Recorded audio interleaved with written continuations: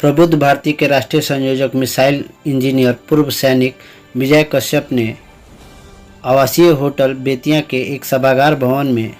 Press वार्ता को संबोधित करते हुए पिछड़ों की भागीदारी, परिसीमन तथा नगर निगम विषयक सुविधाएं एवं टैक्सेशन के संबंध में बोलते हुए प्रदेश सरकार पर संविधान प्रदत्त कार्यपालिका में पिछड़ों के अधिकारों का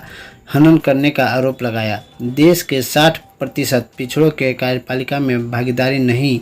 देने की साजिश का आरोप लगाया। साथ ही बेतिया प्रखंड के 6 पंचायतों को जो शुद्ध रूप से देश के लिए अनाज उपजाने का कार्य करते हैं, जिनका निगम में आने का कोई औचित्य नहीं, उन पर निगम के बेतहाशा लागू किए जाने वाले टैक्सों से निजात दिलाने तथा शहरी क्षेत्र में कमजोर वर्ग की सुविधाएं देने के संबंध में वकालत करते हुए नगरपालिका संशोधन विधेयक 2022 की जानकारी नगर निगम की आम जनता को नहीं देने तथा टैक्सेशन के संबंध में आने वाले टैक्स में वृद्धि की जानकारी नहीं देकर साथ ही सुविधाएं क्या क्या मुहैया होगी इसके बारे में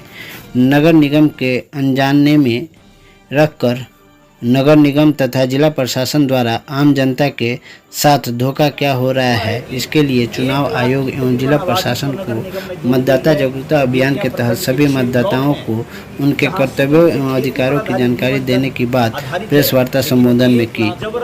निगम के टैक्सों की बोझ तले दाबा जा रहा है, कुचला जा रहा है। सुविधा के नाम पर क्या होगा वो सारी दुनिया को पता है। तीसरी बात कि उन 1 लाख लोगों को, 1 लाख की आबादी को, वोटर्स को मेरा कहना है कि अगर नगर निगम के अंदर रखा भी जाता है तो उनको सारी सुविधाएं दी जाएं और उनके जो पहले हक बहाल थे वो सारे ग्रामीण क्षेत्रों की सुविधाएं और हक उनको कृषि से संबंधित उनको तथावत बहाल रखे जाएं। तीसरी जो बात है कि नगर निगम की 2,37,000 जनता को नगर पालिका संशोधन विधेयक 2022 क्या है इसके बारे में कोई चर्चा नहीं कर रहा है। आज तक कोई प्रेस कॉन्फ्रेंस नहीं किया और नगर आयुक्त और जिलाधिकारी महोदय ने पूरे 2,37,000 आबादी को गुमराह करते हुए, धोखे में रखते हुए, अनजाने में रखते हुए, इसको अनपढ़ और गंवार बनाए रखते हुए और नगर निगम के चुनाव कराने के लिए तैयार है, बुलडोजर चलने को तैयार है। लेकिन आम जनता इतनी देशभक्त है कि मोदी जी के द्वारा, पीएमओ के द्वारा आम जनता मेयर पद का चुनाव करेगा, महापौर का चुनाव करेगा, इस बात की रास्ता निर्धारित करने के बावजूद भी आम जनता को यह मौका नहीं दिया जा रहा है और अरबपति लोग अपने पैसों के बल पर आम आदमी के ऊपर पैसों का प्रभाव से उनको प्रभावित करने की कोशिश कर रहे हैं। चुनाव आयोग और जिलाधिकारी महोदय से मेरा आग्रह है कि इस पर संज्ञान लें और अगर आम आदमी के द्वारा महापौर का चुनाव होना है तो आम आदमी के लेवल पर ही चुनाव होना चाहिए। सबको सुविधाएं बराबर दी जानी चाहिए। जैसे चुनाव में खर्च का प्रावधान 40 लाख का किया गया है महापौर के लिए, तो 40 लाख से पहले ही लोगों ने करोड़ों रुपये जिन्होंने खर्च कर लिया, उस पर क्या चुनाव आयोग और रिटर्निंग अफसर ने संज्ञान नहीं लेना चाहिए? आम आदमी के हितों की रक्षा के लिए मेरा कहना है कि जिलाधिकारी महोदय ने इस पर तत्काल संज्ञान लेकर ये बड़े बड़े होर्डिंग और कमर्शियल होर्डिंग्स पर जिन लोगों ने पोस्टर लगाए हैं उस पर संज्ञान लेते उस पर तत्काल कार्रवाई करने का निर्देश जारी होना चाहिए। और अंत में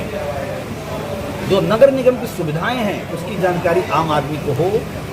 आम आदमी अवगत हो और आम आदमी लोकतंत्र की रक्षा में अपने कर्तव्यों के साथ अपने अधिकारों का पूरा इस्तेमाल कर सके, उसको व्यवहार में ला सके। इतनी बात आज की प्रेस वार्ता में हमें प्रेस क्लब जो प्रेस के लिए बना हुआ है वो उसको तत्काल हैंडओवर किया जाए। हम जैसे आम लोगों को प्रेस कॉन्फ्रेंस करने के लिए कोई जगह नहीं है और मजबूरन हम लोगों को दूसरों को सहयोग से, कंट्रीब्यूशन से हमें प्रेस कॉन्फ्रेंस किसी होटल में करनी पड़ रही है। तत्काल प्रेस क्लब को प्रेस के हवाले किया जाए। दूसरा, मैं जिलाधिकारी महोदय से आग्रह करूंगा कि प्रेस के लोग लोकतंत्र के सच्चे प्रहरी हैं, इसलिए इनके 10-10 लाख रुपए की एक्सीडेंटल इंश्योरेंस दी जाने की बात सुनिश्चित की जाए। और अगर प्रशासन ये करने में असहाय रहा, आर्थिक वित्तीय कोई संकट रहा, तो मैं ये वादा करता हूँ, वादा नहीं 100 रुपये के स्टैम्प पर मैं जो भी घोषणाएं करूंगा, जो बात करूंगा, लिख के दावे के साथ कहूँगा, तो मैं ये वादा नहीं संकल्प कर रहा हूँ कि चुनाव के बाद सभी लोकतंत्र के प्रहरियों का और सभी सामाजिक कार्यकर्ताओं का जो समाज के लिए और लोकतंत्र के काम करते हैं, 10-10 लाख रुपए का दुर्घटना बीमा और 5 लाख रुपए की मेडिकल इंश्योरेंस उनको प्रशासन के द्वारा मुहैया की जाएगी।